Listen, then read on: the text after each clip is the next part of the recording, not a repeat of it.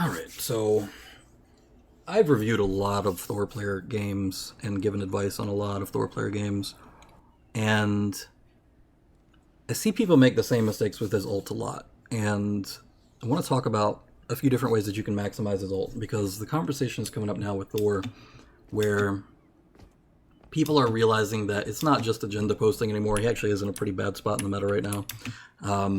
I didn't play for a few seasons, as I typically don't. Like, I'll normally skip a few and come back, and skip a few and come back. He's not in the best spot right now, for sure. I think there's a pretty wide consensus on this, too. And a lot of that conversation seems to drive toward his ult, which I think is a mistake.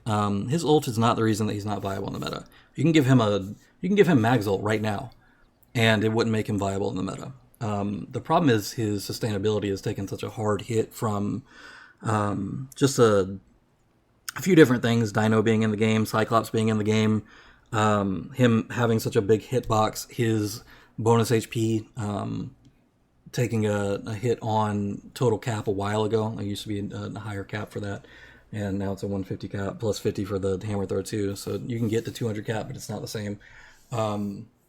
So if you want to have conversations about making Thor viable, his ult's not really the place to start. And I see a lot of people doing that, and the complaints that I see about his ult are sometimes just user error.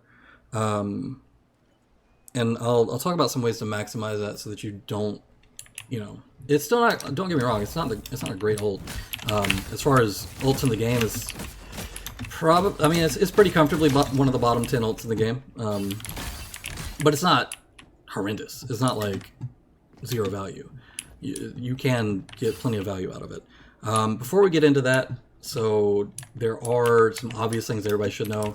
Dropping Lightning Realm before you ult. This is not the type of shit I'm talking about, okay? If you're not already doing that, go to another fucking video. I don't know. But you should already know that, okay? If you don't already know that, you're probably in the wrong place. This is for more... I don't want to say advanced. It sounds kind of whatever, but it is what it is. Like, if you don't already know that one, you're in the wrong place. Go watch a Thor Basics video or something. If you've never seen this though, maybe this will be useful. So, Lightning Realm, you should be trying to drop it whenever possible. The one thing I will say that is a little bit micro about dropping the Lightning Realm before you ult is that it is possible to start the animation for your Lightning Realm and it not come out because you cancel it with the ult animation. So just make sure when you're dropping that that you're not going up into the air too fast. You gotta wait until you actually see blue before you pop it. If you don't, he'll start to put his hammer up like you saw on the one before, and then it just never comes out, and you still got the cooldown when you land. So, in case it's not obvious for anybody why you do that, it's because when somebody tries to leave the vicinity of your ult, they're going to get slowed and they're going to get grounded. It'll take away some mobility options for some characters, especially Cloak. And they'll take a little bit of damage too, so the added up damage from the ticks and the slam can sometimes kill, where if you didn't drop Lightning Realm, you either wouldn't have hit them at all, because they would have gotten away in time, or you wouldn't have done enough damage, and it can change a couple breakpoints. So, now into the real stuff. So, one thing that I see people do a lot, and I always find myself stressing, like, don't fucking do that, unless you have a really good reason to, is that I see a lot of people who will land their ult, and then the first thing they want to do after they land the ult is surge somebody. There's a lot of reasons we don't do that. So, let's get like a big body target.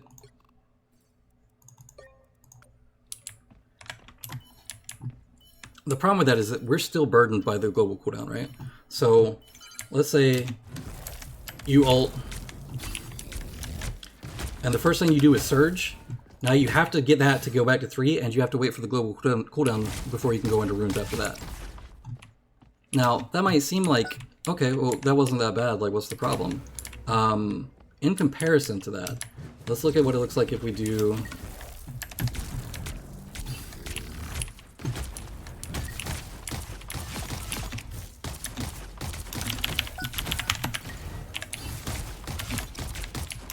You just have a lot more options when you open with the hammer throw cancel.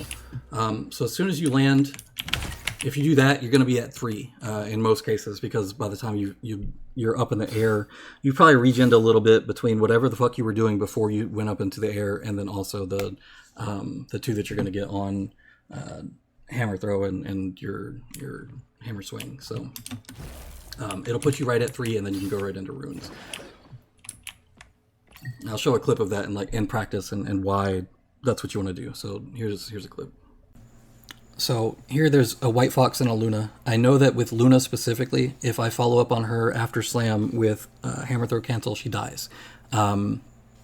Especially if she doesn't have any more bonus health from the ult or anything like that.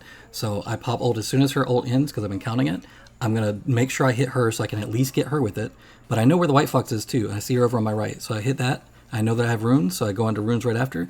It's super predictable where they're going to be at, and because I have Awakening up, I know that I can follow up on 2 people at least. I know Cyclops died because I saw it in my kill feed when I landed, and then I know I can take this Emma 1v1 because I know what my economy is on my Thor Force and regen and stuff like that, so I know I can cycle back into it here. I'm landing my shots, Wolverine runs up as a straggler acting like he's doing something but he's not, and that's all me. That's 4 kills with 1 ult. But only 1 is from the slam. Okay, so it's just more damage, it's faster follow-up on the other stuff that you did hit, and then the timing of everything sort of works out to where, unless you were really fucking up and super starved for Thor Force at literal 0 by surging with your last 1 Thor Force before you went up in the air, you're probably going to be okay to be at 3 when you land by doing the hammer throw cancel. Now, there are some instances where it does make sense to do a push when you land. They're very few and far between compared to that, though. So one instance is like, if you only hit 1 person anyway and you want to push them immediately out of line of sight of their healers, or you land on somebody that's in a support ult, they're stunned, and you want to push them out of their support ult to try to kill them, like let's say a Sue tried to counter your ult with her ult, when you land, she still gets stunned, and then you want to push her out first to have your team follow up on it. That would make sense if you're pushing somebody out of support ult or out of line of sight where that's the priority. That's not often the priority. As an example of a time I do surge, like here I didn't want anybody to be able to heal her down main. I knew that Adam was still up. I didn't know where exactly he was, but I knew if I pushed her behind this cart, he wouldn't get her. Generally speaking, it's going to be a bigger priority to do more damage on people that you just did it on. Part of that is because you should be waiting for support ults to either be over or trying to force them out with your ult, but we'll talk about that in a second too. But for landing ults that are not, if you don't have like a very good reason to immediately follow up with a surge, never follow up with a surge. Second thing that I see a lot of people do is they save their ults way too long. Like they're saving it for like a big moment, or like trying to land a slam on multiple people, or they're trying to fucking combo it with something that they don't need to combo it with, because there are some combos for Thor ult, but you don't need them at all. The reason I say you don't need them at all is because Thor's ult is actually really good for doing shit like this. Like let's say you come around a backline, there's a Jeff you're beating on, you do that with your ult, he dies. He dies 100% of the time, unless like there's a Hulk to bubble him or whatever the fuck. Like there's a lot of circumstances where it makes way more sense to ult as a kill confirm off the ticks than it does trying to wait to get some big fucking 220 slam on stuff in a game where nobody has a hit an HP pool that's 220 or lower except for fucking Bruce Banner. And if you're solo ulting Bruce Banner, please log off.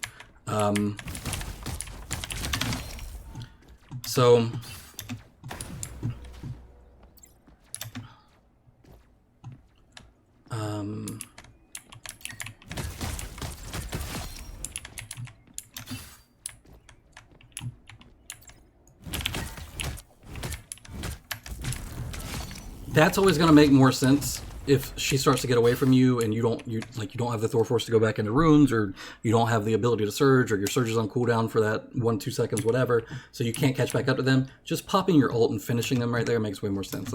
Here's a clip of that in practice against a Jeff in somebody's backline. The whole point with this one is, as soon as I see the Jeff and I know that I have ult, I know that I can do this. I just hit him enough times to where one more pop, he dies, and then that's a free kill. And I just go back to the front of my own team. I get out of that back line. And that's what I mean by that. So just, find opportunities to do that, and you'll get a lot more value of your ult than trying to use it for the slam portion of it. Other dumb thing that I see a lot of people do, and like I say dumb in a you know what, I do mean it in a mean way, because you should know better. I see people do this shit with it, they'll be like fighting on front line, and then they pop ult from here and try to fucking walk people down with it. These are bots. They're not going to stay there in real life, and they've got a big head start on you from that far away. But they're just going to fucking go like this. Nobody cares if you do that. You're wasting it. The way that you should use this is you should try to get over their heads with it, or you should try to get around their backs with it. Around their backs is preferable because it's way more confusing. If you ult behind somebody and walk forward with it, it's too sudden for them sometimes to realize, like, oh, should I be pulling back? Should I be going forward? Oh, fuck, I can't go forward because the whole thing that we're avoiding and the reason that we're taking cover where we are around this flank that you just called us on is because we're trying to avoid taking damage from the front team, so we don't want to walk forward either. Or if you insist on doing it from the fucking front line and you're doing this bullshit, blah, blah, blah, blah, at least do this first. Try to get over the back of their heads, you know? It makes way more sense. Because if you just do it in front, they're just all going to look up and start shooting you. If you do it in front and start trying to walk, the ones that aren't shooting you, they're just going to fucking walk away. You're not a threat when you do that, and I see a lot of people do that. It makes no sense to do that. Always go over their heads or around their backs. Another thing, the thing that I was kind of hinting at the start here, is that when you do have the Angela team up, you do have extra options for doing it around their backs. So you can go like on a wall behind them and go over them like that. Because you can cancel out of the jump portion with the ult if you've got ult. It's a good way on like the first start of Yggdrasil, or Yggdrasil, however you want to pronounce your fake fucking word. First point of that on attack, like if you get stuck on that very first corner that turns left, you can put your Angela spear up on that wall and get right over the top back of them, and they either all have to go right to avoid it or you're just going to slam on them. So it's useful for that. Here's an example of what I mean by getting around their back and ulting from the back. So our Storm ults here. I'm pretty sure she's going to die, so I give it a second and just like, ah, fuck it, I'm just going to keep going. I do pick off their Cyclops on the side here, and then I know that they don't want to keep pushing forward because they just lost one, and they, they were just dealing with the ult, so I just ult them as you either walk forward or you die. They die. Other mistake I see people make, I don't really have a clip for this because I don't do it, but is just not looking for the cooldowns that will make your ult useless. So if you're beating on a cloak and you don't know if she's phased or you know that she hasn't phased recently, you just need to keep beating on her with this shit until she phases. If she doesn't phase, good, she's gonna die. If she does phase, good. Now as soon as you know that she doesn't have phase anymore, that's when you start looking for that opportunity to land your ult, whatever that looks like. Other ones that you need to look out for are Loki lamps. You can look out for a Hulk bubble, but that's a little bit trickier to do a countdown on because it's dependent on his how much shit he hits with his gamma burst. Now he gets cooldown reduction on that based on that. That being said, though, you can just wait for him to do a bubble, and then you can do your ult into those bubbles because your ult will take longer than it takes for the bubble to go away, or you can try to break bubble with your ticks. You don't necessarily want to feed him ult charge like that either, though, so just something to be aware of. But you can, if you see him bubble, you can ult into the bubbles like as they're about to go away. And on the topic of doing it like as things are about to go away, you should also be keeping track of support ults and things like that. So when a Luna starts her ult, if you can't count 10 seconds in your head, just look at the in-game clock, or I don't know, keep a fucking a seconds clock or something near your desk, or have an overlay or something on your screen that just has like a timer or some shit, so that it's a little bit trickier in domination games, but there's still a math to it. It's like 1.2% equals a second, so you can still do it based on percentages too. For you would do 10% for a cloak ult, or I think like 8-ish% for a Luna ult, but you also want to do it a little bit before it ends too, because then they get in the false security of all huddling into the Luna ultimate, all getting heals, and then it ends, and then you fucking slam on them, which is always great. And then the last thing I see a lot of people do, don't do it into team fights that are already lost. If you're down 3, your ult is not fucking turning that around in most cases. You might get 1 or 2, but you're probably not turning that fight around with your ult. Unless they're all very soft targets and you know that they've used all their cooldowns and you really think that you might be able to pull it out from it, I mean, sure, do whatever. But most of the time you should just save it for a better opportunity. Just reset. don't blow your ult into a lost team fight, because then you're fucking up your ult economy, and you know, you're pissing off your team, and you're making the fight last longer when you should just be resetting 2. So if you're down 3, sometimes even if you're down 2, depending on who the 2 are, don't try to ult to save it. Your ult is not a save a fight ult. Your ult is a start to win a fight ult. Like, start to pressure people or get a pick quickly or whatever to swing the fight in your favor ult. Don't use it like what's a good example of like a win of, like a Gambit ult can be a turn a fight around ult, or even Mag sometimes can be too, just because it sucks up projectiles, and if both their healers are projectile healers, then they're not healing for the duration of the Mag ult either, so it kind of works for that. But your ult is not that, so don't use it for that. Yeah, that's it. So that's the 5 things. Also, here's like a bonus one too. On the topic of using your ult to secure a kill, if you have your ult and there's like a high value target that you know for a fact has no way back up off of a ledge, you can always do this off the ledge and then use your ult to come back onto the fight. That's worth it sometimes depending on who the target is. Like if you can get on like a White Fox and her ult, it's usually worth it. I'll do that a lot on that Krakoa convoy map, that big pit on the first leg. Mags, it can be used. Mag can do the same thing though, so if Mag has his ult, he can rise back up out of the fucking pit with his ult too, so just be mindful of that, but Mag is a good one for that. You can do it to Angela with it if you've already grounded her. So if you ground her and then push her through a lightning realm as you push her off the map, then you can go back up. Now, what you should really do is just get better at knowing how long you need to charge to get to the edge of a map. But if you're not good at that and you just want to like full fucking send it, that's always an option. So just push them all the way off and then ult back up onto the lip. So something to keep in mind. But yeah, that's the 5. Don't surge unless you have a really, really good reason to surge when you land in your ult. Always try to go into this instead. Don't save your ult for big combos or big moments or whatever. It's generally not going to be worth it unless, you know, it's like a rocket amp or a Luna ult with damage boost that you're specifically breaking through somebody else's support ult for. That's a good time for that. Otherwise, don't really fuck with it. There's better ults for them to combo with. And you should be using yours more as like Thor's a very selfish player, and there's no reason not to be using your ult somewhat selfishly here too. Like if I ult right now, he's dead immediately on first tick. That's the sort of shit you should be looking for. Don't try to ult in the front line and walk forward. That's stupid. Always get over the top of them or come around the back of them and do it from there. Keep track of your enemy cooldowns, the ones that can negate your ult. So your phases, your bubbles, Loki lamp, shit like that. And then don't do it into lost team fights. And just those things, if you do those, his ult will feel a lot less shitty. Still not gonna feel great. You're never gonna feel as good doing that as you are like a fucking Cap ult or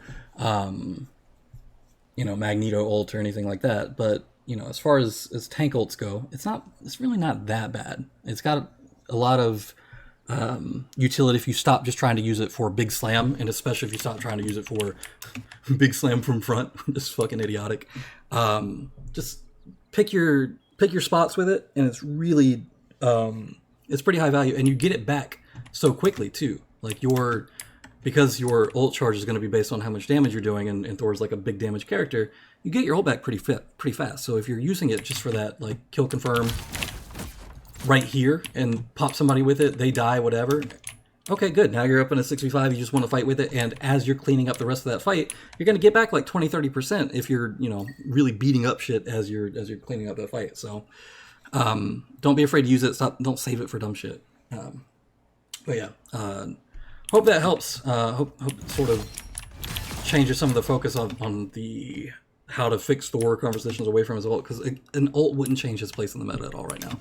Like, he could have a great ult, it wouldn't change it. What he really needs is a little bit more survivability to match the fact that he's got a big fucking hitbox, and we got more poke slop in the game than ever. We got damage based on percentages and shit now. That's really chewing through him, on top of the Cyclops bullshit and the Dino bullshit.